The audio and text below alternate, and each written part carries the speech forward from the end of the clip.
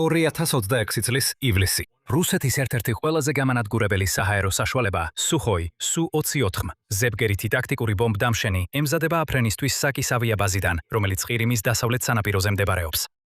სრულიად დატვირთული მაღალზუსტი მართვადი საბრძოლო მასალებით, ამ ერთ თვითმფრინავს შეუძლია უკრაინულ ქალაქებსა და დასახლებებში ნამდვილი ქაოსი გამოიწვიოს. მის გვალში კი მხოლოდ სიკვდილი და განადგურება დატოვოს. თუმცა ის, რაც რუსეთს ჯერ არ იცის, არის ის, რომ ეს კონკრეტული თვითმფრინავი ასაფრენ ბილიკს აღარასოდეს დატოვებს. რადგან ორი უკრაინული ხელოვნური ინტელექტით აღჭურვილი დარტყმითი დრონი პირდაპირ მისკენ მიემართება და მხოლოდ წამებია დარჩენილი შეჯახებამდე. ან დრონებს არც ტრადიციული ოპერატორები მართავენ. მათ საუკეთესოთა შორის საუკეთესონი მართავენ. ელიტური საბრძოლო მღვინთავები, რომლებმაც სახიფათო გზა გაიარეს მტრის ხაზების მიღმა და ოკუპირებულ ტერიტორიაზე.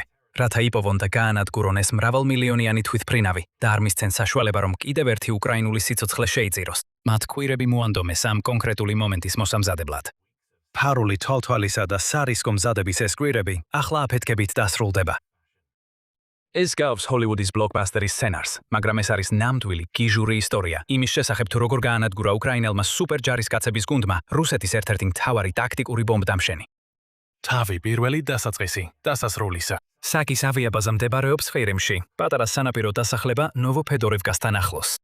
მისი ისტორია თითქმის საუკუნეს ითვლის. ნაცისტებმა მეორე მსოფლიო ომის დროს აქ ასაფრენი ბილიკები ააშენეს და ისტორიის ყველაზე ცნობილი პიროვნებები, როგორიცაა Winston Churchill და Franklin D. Roosevelt, აქ დაეშნენ. საკიში, კონფლიქტის ბოლო ეტაპებზე, თუ გადავინაცვლებთ თანამედროვე დროში, საკი რუსეთის სამხედროებისთვის ერთ-ერთ ყველაზე ღირებულ სტრატეგიულ ობიექტად იქცა. ბომბ-დამშენები და გამანადგურებელი თვითმფრინავები არაერთხელ აფრენილან ამ ადგილიდან, რათა ბომბები დაეგდოთ და რაკეტები გაეშვათ სამიზნეების წინააღმდეგ. უკრაინის სამხრეთ ნაწილში რუსებმა არაერთხელ გამოიტანეს ყირიმზე კონტროლი, რათა ცეცხლი ეწვიმებინათ უკრაინის სხვა ტერიტორიებზე. მაგრამ 2026 წლის ზაფხულში სიტუაცია შეიცვალა. უკრაინამ დაიწყო თავისი უკვე ლეგენდარული შუალედური დარტყმის კამპანია. დრონებისა და რაკეტების გამოყენებით დაბომბა სახმელეთო დერეფანი, რომელიც ყირიმს რუსეთთან აკავშირებს. მან ასევე დაარტყა ობიექტებს მთელ ნახევარკუნძულზე, გაანადგურა საჰაერო თავდაცვის სისტემები, სარდლობის პუნქტები და ლოგისტიკური კვანძები, რათა მნიშვნელოვნად შეემცირებინა რუსეთის შესაძლებლობა ოკუპირებული ტერიტორიიდან ძალა გამოეჩინა. საკი ერთ-ერთი ასეთი ობიექტი იყო და 24 ივნის მისი ცეცხლოვანი თვე ოფიციალურად დაიწყო. უკრაინის უსაფრთხოების სამსახურმა SPUM ძალები გააერთიანა კიევის ალფა სპეციალური ოპერაციების დანაყოფთან, რათა აეროდრომზე გამანადგურებელი იერიში მოეწყო. მათ ჰაერში გაუშვეს kamikaze დრონების რო, რომლებიც სწრაფად გაემართნენ საკისკენ და სხვა ყირიმის ობიექტებისკენ, მათ შორის გვარდისკას სამხედრო აეროდრომისა და კერჩის სრუტის მიმართულებით. ვიწრო წყლის გზა, რომელიც ყირიმს რუსეთის კრაკნოსნოდარის მხარესთან აკავშირებს. იყო დრო, როდესაც ეს დრონები რუსული საჰაერო თავდაცვის სისტემებს ადვილად შეეძლოთ გაენადგურებინათ, მაგრამ ახლა ასე აღარ არის. უკრაინამ დროთა განმავლობაში თანდათანობით დაასუსტა ყირიმის თავდაცვითი ფარი. მან გაანადგურა ისეთი ობიექტები, როგორიცაა რადარის სადგურები, პანცირის საჰაერო თავდაცვის სისტემები და ეს 400 სარაკეტო ბატარეები. მან ვლადიმერ პუტინის იმპერიის ერთ დროს ერთ-ერთი ყველაზე დაცული ტერიტორია გადააქცია რბილ და მარტივ სამიზნედ. მათი დრონები თითქმის უპრობლემოდ დაფრინავენ ჰაერში. რუსეთის დარჩენილი თავდაცვა ძალიან ნელია და ძალიან ცოტაა იმისთვის, რომ რამე გააკეთოს, როცა ისინი სატის ნდებარეობას უახლოვდებიან. მათი სამიზნეებია 4 ავიაჰანგარი, სადაც ინახავენ და იცავენ თვითმფრინავებსა და ბომბ-დამშენებს. რუსეთი წლების განმავლობაში ეკარდნობოდა მათ უკრაინაში ქაოსის დასათესად. კრემლის ძალებს არაფერი დარჩენიათ, გარდა იმისა, რომ უყურონ განადგურებას, როცა დრონების სამიზნეებს აღწევენ. მძვინვარების, ცეცხლისა და კვამლის ფონზე ყველა 4-ვე ავიაჰანგარი დაზიანდა. მათი სუსტი კედლები ვერ უძლებს დრონების აფეთქებების სიმძიმეს, რაც საურაცხელ ზიანს აყენებს შიგნით დამალულ ნებისმიერ თვითმფრინავს. თვალის დახამხამებაში რუსეთის ერთ-ერთი ყველაზე ძვირფასი სამხედრო ობიექტი ცეცხლის ალშალში გაეხვა და ეს მხოლოდ დასაწყისია. საკი ახლა იმავე ჯოჯოხეთს გამოცდის, როგორცაც რუსეთი 2022 წლიდან აიძულებს უკრაინელებს გადაიტანონ. და უკრაინის ყველაზე ელიტური დანაყოფებიდან ზოგი უკვე კიდევ უფრო მასშტაბურ მისიას გეგმავს, რომელიც მტრის ერთ-ერთი ყველაზე მნიშვნელოვანი ტექნიკის სრულ განადგურებას უზრუნველყოფს. თავი მეორე. შემდგომი შეტევა 2026 წლის 1 ივლისი. წინა შეტევიდან ძლივს 1 კვირა გავიდა. ცეცხლი თითქმის ჩამქრალია საკის ავიაჰანგარებში. სქელი კვამლის ღრუბლები, რომლებიც ჰაერში ტრიალებდა, საბოლოოდ გაიფანტა და რუსი სარემონტო ჯგუფები აფასებენ პირველ დარტყმაში მიყენებულ ზიანს. მაგრამ უკრაინას არ აქვს განზრახვა მშვიდად იჯდეს და რუსეთს აღდგენის საშუალება მისცეს.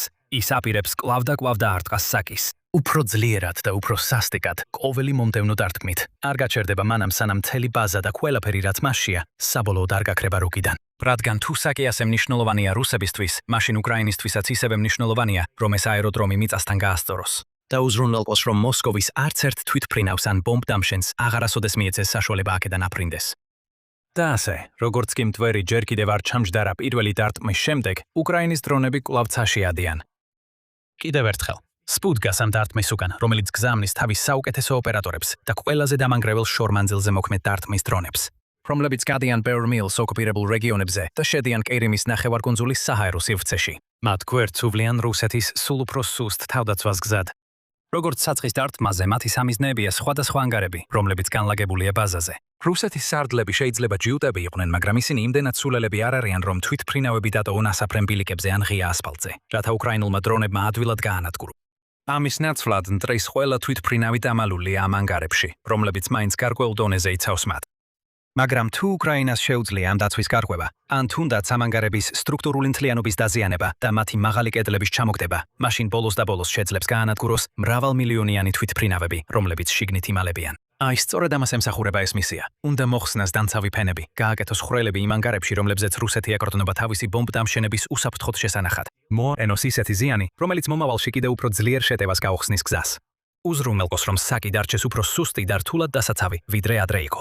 ეს არის მიზანი და უკრაინის დრონების პილოტები სრულად კონცენტრირებულნი არიან მის მიღწევაზე. ისინი მართავენ თავიანთ უპილოტო საფრენ აპარატებს, ანუ UAV-ებს სამიზნეებისკენ. რუსეთის გამოფიტულმა თავდაცვამ ვერ შეძლო მათი შეჩერება. როდესაც 7 დრონი ანგარებს დაეცრა, მოგვიანებით უკრაინის დაზვერვის აგენტებმა დაადასტურეს, რომ ამ ანგარებიდან ორში რუსეთის საუკეთესო საბრძოლო თვითმფრინავები იყო განთავსებული. მათ შორის Su-30 და Su-30 SM ტიპის გამანადგურებელი თვითმფრინავები, რომელთა ღირებულება თითოეულზე 20-დან 50 მილიონ დოლარამდე მერყეობს კონფიგურაციის მიხედვით. განსაკუთრებით Su-30 SM კრემლის საჰაერო საფრთხის მნიშვნელოვანი ნაწილია. საწყვესი Su-30 Flanker Cs მნიშვნელოვნად განახლებული ვერსია. Su-30 SM-ს შეუძლია 8000 კილოგრამამდე იარაღის ტვირთის გადატანა. მის 12 გარე საკითხზე მას შეუძლია მიაღწიოს მაქსიმალურ სიჩქარეს დაახლოებით 2120 კმ/სთ-ში და საბრძოლო რადიუსი აქვს 1500 კმ-მდე.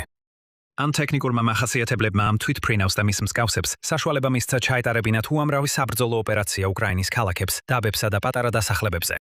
წლიდან წლამდე თვითმფრინავები ტოვებდნენ საკის. დატვირთული იყვნენ პლანირებადი ბომბებით და ზუსტი რაკეტებით. ისინი უშვებდნენ საბრძოლო მასალებს შედარებით უსაფრთხო კირიმის საჰაერო სივრციდან და ანადგურებდნენ უკრაინის სამხედრო სამიზნეებსა და სამოქალაქო ინფრასტრუქტურას ისეთ რეგიონებში, როგორიცაა ხერსონი და ზაპორიჟია.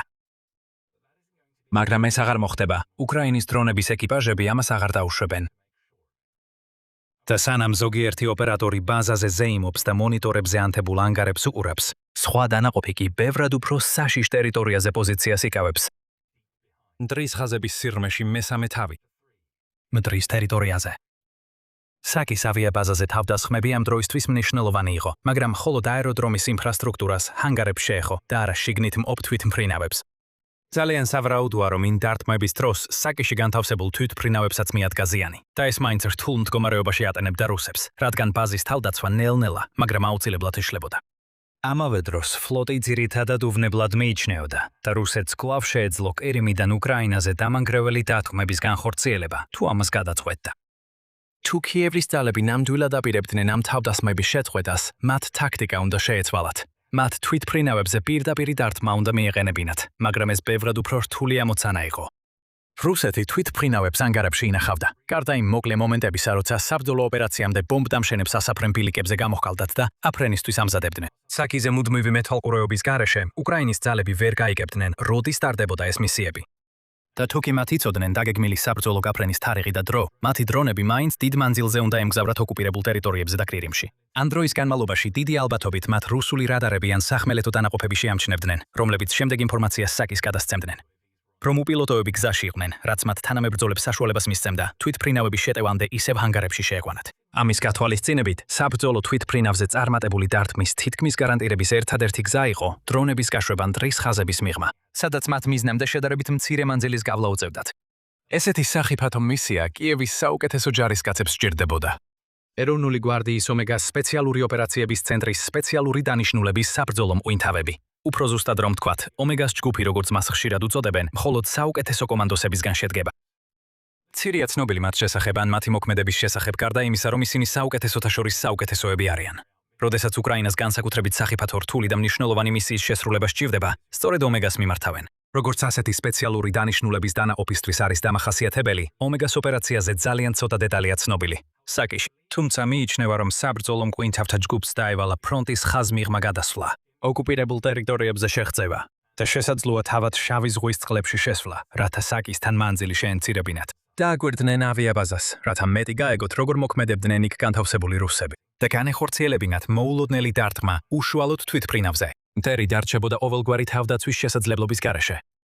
და ასე, ივნისის ბოლო კვირებში და ივლისის დასაწყისში, როცა სხვა უკრაინული დრონების ეკიპაჟები გეგმავდნენ და ახორციელებდნენ თავიანთ დარტყმებს საკიზე, ომეგას მყვინთავები უკვე გზაში იყვნენ ყირიმისკენ. ჩუმად ისინი მოძრაობდნენ ჭრდილებში, მტრის ხაზების მიღმა, სულ უფრო მტრულ ტერიტორიაზე. მათი მოგზაურობის ყოველი დღე სავსე იყო საფრთხით. ყოველი ნაბიჯი შეიძლებოდა ბოლო გამხდარიყო. თუ ამ ტერიტორიაზე მყოფ რუს ჯარებს მათი პოვნა შეძლებოდათ, იყო უამრავი რამ, რაც შეიძლებოდა არასწორად წასულიყო, როცა ისინი მიზანს უახლოვდებოდნენ, თანაც ტრანსპორტირებისას. მათ უნდა გადაეტანათ უპილოტო საფრენი აპარატები თავდასხმისთვის და გაეგეგმათ უკან უკრაინაში დაბრუნება, რათა მტერს რამდენიმე ნაბიჯით წინ დარჩენოდნენ. მაგრამ სწორედ ამიტომ აერჩიეს ისინი, რადგან მათ აქვთ უნიკალური უნარებისა და გამოცდილების ნაზავი, რაც ყველაზე რთული გამოწვევების დასაძლევად არის საჭირო. და ივლისის შუა რიცხვებში მათი საბოლოო გამოცდის მომენტი საბოლოოდ დადგა. მეოთხე თავი, Su-24-ის დარტყმა. ყოველი დღე, რომელსაც საბრძოლო მყვინთავები ყირიმში და მის შემოგარენში ატარებდნენ, მათ რისკს კიდევ უფრო ზრდიდა. მათ არ შეეძლოთ ზედმეტად დიდი დრო გაეტარებინათ მტრის ხაზებს მიღმა და იცოდნენ, რომ თუ მათ შეამჩნევდნენ ან დააგავებდნენ, ყველაფერი დასრულდებოდა. არ იქნებოდა სამაშველო მისია, არც მათი გამოყვანის მცდელობა, არც გადარჩენის შანსი. მათ დიდი ალბათობით ადგილზე გაანადგურებდნენ ან დააკავებდნენ და რუსები სასტიკად დაკითხავდნენ უკრაინის ოპერაციების შესახებ ინფორმაციის მისაღებად. მიუხედავად ამისა, ისინი მაინც აგრძელებდნენ გზას, დარწმუნებულები, რომ მათი საბოლოო მიზანი იმ რისკს ღირდა, რომელსაც მის მისაღებად იღებდნენ. ისინი შორიდან ყურადღებით აგვირდებოდნენ ავიაბაზას, ასაფრენ ბილიქს ათვალიერებდნენ, სიცოცხლის ნიშნების საპოვნელად და რაც მთავარია, იმ თვითმფრინავების დასანახად, რომლებსაც შესაძლოა უკრაინაზე დაბომბვისთვის ამზადებდნენ. და ბოლოს დაინახეს ის. Su-24. სხვა სახელით ცნობილია როგორც ფენსერი, ეს ყველანაირ ამინში მოქმედი ტაქტიკური ბომბდამშენი საბჭოთა კავშირის დროიდან მოდის. ის სამსახურში შევიდა 1974 წელს და მალე გახდა საბჭოთა კავშირის ერთ-ერთი ყველაზე მნიშვნელოვანი საჰაერო რესურსი. დაახლოებით 1400 ასეთი თვითმფრინავი. შემდეგში დამზადდა, რომელთაგან ზოგი სხვა ქვეყნებში გაიგზავნა. ბევრი მათგანი გამოიყენეს კონფლიქტებში, როგორიცაა საბჭოთა ავღანეთის ომი, პირველი და მეორე ჩეჩნეთის ომები და სირიის სამოქალაქო ომი. ორმაგი ლიულკას ტურბორეაქტიული ძრავებით აღჭურვილი Su-24-ს შეუძლია მიაღწიოს მაქსიმალურ სიჩქარეს, დაახლოებით მა 1.35-ის, ანუ საათში 1000 მილის ზევით. მას აქვს 8 გარე საკიდი და შეუძლია 1000-ობით ფუნტი ბომბის გადატანა. ასევე 6-ლულიანი როტაციული ქვემეხი და მრავალი რაკეტის კონტეინერი საჰაერო ბრძოლებისთვის. ეს არის რუსეთის საჰაერო კოსმოსური ძალების მნიშვნელოვანი და ღირებული რესურსი და უკრაინისთვის მაღალი პრიორიტეტის სამიზნე, რომელმაც ომის დაწყების შემდეგ 12-ზე მეტი ასეთი თვითმფრინავის განადგურება შეძლო. როდესაც საბრძოლო მკვინთავებმა დარმაგზე Su-24-ემ დაინახეს, მიხვდნენ, რომ ეს იყო შანსი, რომელიც ხელიდან არ უნდა გაეშვათ. საბედნიეროდ, მათ ამ საქმისთვის იდეალური იარაღი ჰქონდათ. Hornet-ის დრონები, რომლებიც ამერიკულმა კომპანიამ Swiftbit-მა დაამზადა და თითოეულის ფასი დაახლოებით 10-დან 11,000 დოლარამდეა. ეს საბრძოლო დრონები სპეციალურად მოწინააღმდეგის ტექნიკისა და მანქანების გასანადგურებლად შეიქმნა და უკრაინამ ისინი ბოლო დროს ძალიან ეფექტურად გამოიყენა. დრონებს აქვთ კორპუსი გაფართოებული პოლიპროპილენისა და ნახშირბოჭკოვანი კომპონენტებისგან, 300 კილოვოლტიანი ძრავითა და 10,000 მAh-იანი ბატარეით, პნევმატური კატაპულტის გაშვების სისტემით და როგორც შიდა, ასევე სატელიტური ნავიგაციის სისტემებით. სამიზნის პოვნაში დასახმარებლად, Hornet-ი უპილოტო ტექნოლოგიის უაღრესად ეფექტური ნიმუშია. მას აქვს ფორმირებული ფრაგმენტაციის საბრძოლო თავები, რომლებიც შეჯახებისას ფეთქდება. ასევე აღჭურვილია 2 დღის ხედვის კამერით, რომლებიც ეხმარება სამიზნეების პოვნასა და ნავიგაციაში. ამ ყველაფერთან ერთად Hornet-ს აქვს ხელოვნური ინტელექტის ტვინიც, რომელსაც იყენებს ფრენის ბოლო ეტაპზე სამიზნეზე ზუსტად მისასვლელად. ასე რომ მას ხელით მართლაც კი არ სჭირდება იმისთვის, რომ მტრის ობიექტს შეეჯახოს და გაანადგუროს. ამ მახასიათებლებმა Hornet-ი უკრაინის საბრძოლო მყვინთავებისთვის იდეალურ არჩევანად აქცია. პნევმატური კატაპულტის გაშვების სისტემის გამოყენებით, მათ 2 ასეთი დრონი ჰაერში გაუშვეს. მყისიერად, Hornet-ის არასტანდარტული რადიოსიხშირული კომუნიკაცია ამოქმედდა, რაც პრაქტიკულად შეუძლებელს ხდიდა მტრის ელექტრონული ომის სისტემებისთვის მისი აღმოჩენა ან ხელის შეშლა. უპყვინთავებმა დრონი საჰაერო ბაზისკენ მიმართეს, სანამ ნავიგაციას ხელოვნურ ინტელექტს გადააბარებდნენ. ამის წყალობით ისინი უკვე ალბათ ტოვებდნენ ტერიტორიას, როცა Hornet-ები მიუახლოვდნენ. Su-24-ზე, რომელიც რუსეთის შავი ზღვის ფლოტის 53 დამოუკიდებელ საზღვაო მოიერიშე საავიაციო პოლკს ეკუთვნოდა. ვიდეო მასალამდე ეროვნული გვარდიის მეთაურის ალექსანდრ პივნენკოს დეტალურმა მისიის ანგარიშმა აჩვენა, რომ პირველი დრონი თვითმფრინავის ცხვირს დაეჯახა, სანამ ის აფრენას მოასწრებდა ან ახლო მდებარე ჰანგარში დამალვას. შემდეგ მეორე უპილოტო საფრენი აპარატი შეტევაზე გადავიდა. მიზანში ამოიღო SU-24 მის საწვავის ავზის არეალი და მთელი თვითმფრინავი ცეცხლში გაახვია. დარტყმა სწრაფი და სასტიკი იყო. რუსები სრულიად გააუცა და მათ არ ჰქონდათ არანაირი შესაძლებლობა რეაგირება მოეხდინათ ან პასუხი გაეცათ. იქიდან კვინთავების შეუძლებელი მისია გაგრძელდა, რადგან ახლა მათ ოკუპირებული ტერიტორიის დატოვება უხდებოდათ ისე, რომ არავის დაენახათ. მეხუთე თავი. შედეგები. ჰორნეთის დრონს მაქსიმალური ფრენის მანძილი 130-დან 160 კილომეტრამდე აქვს. აქვს, რაც ნიშნავს, რომ საბრძოლო მკვინთავების საჰაერო დარტყმის დროს საკის ავიაბაზიდან სწორედ ამ მანძილზე უნდა ყოფილიყვნენ. თუნდაც ისინი მაქსიმალურ მანძილზე ყოფილიყვნენ, ეს მაინც ნიშნავს, რომ ისინი შეტევის დროს მტრის ხაზებს რამდენიმე მილით უკან იყვნენ, როცა განგაშის სიგნალები ისმოდა და რუს ჯარისკაცებს აფრთხილებდნენ, რომ ფარულად მოქმედი უკრაინული ძალებისთვის ედევნებინათ თვალი. თუ მკვინთავების მოგზაურობა ყირიმში სახიფათო იყო, რეგიონიდან უკან დაბრუნება კიდევ უფრო საშიში გახდა, რადგან რუსებს სავარაუდოდ უკვე იცოდნენ მათი არსებობის შესახებ. ისევ მოუწიათ დაეკორდნონ თავიანთ ყველა უნარს, მომზადებასა და გამოცდილებას, რათა ექსტრემალური საფრთხის წინაშე სიმშვიდე შეენარჩუნებინათ და სიცოცხლისა და სიკვდილის ამ სიტუაციიდან თავი დაეღწიათ. სხვადასხვა სირთულეების მიუხედავად, მათ როგორღაც შეძლეს წარმატების მიღწევა. მოხსენებები იუწყება, რომ მკვინთავებმა მოახერხეს უკრაინის კონტროლირება ტერიტორიაზე დაბრუნება, რაც სრულყოფილი დასასრული იყო მთლიანად წარმატებული დარტყმისთვის. ოპერაცია SU-24 განადგურდა, რუსეთმა კიდევ ერთი ბომბდამშენი დაკარგა. რაც უფრო მნიშვნელოვანია, უკრაინის სპეციალურმა ოპერატორებმა მტერს მკაფიო გზავნილი გაუგზავნეს. მათ დაამტკიცეს, რომ ოკუპირებული ტერიტორიები რუსული სამხედროებისთვის უსაფრთხო აღარ არის. მათ აჩვენეს, რომ ფრონტის ხაზიდან 100-ზე მეტი მილით დაშორებული ადგილებიც კი ნებისმიერ დროს შეიძლება გახდეს სამიზნე. და რომ მაშინაც კი, როცა რუსული ძალები ფიქრობდნენ, რომ ცოტა ამოსუნთქვის საშუალება ჰქონდათ, უკრაინელი მკვინთავები ან სხვა სპეციალური დანაყოფების ჯარისკაცები საკმაოდ მარტივად შეიძლება აგვირდებოდნენ მათ დამალულები ჰორიზონტზე ან ჩრდილებში მიმალულები. უბრალოდ ელოდებიან, როდის დაუშვებენ ისინი კიდევ ერთ შეცდომას. იცდიან სწორ მომენტს, რომ დაართვან და კიდევ ერთხელ დაასუსტონ მოწინააღმდეგე. შემდეგ ბრძოლაში შევხვდებით.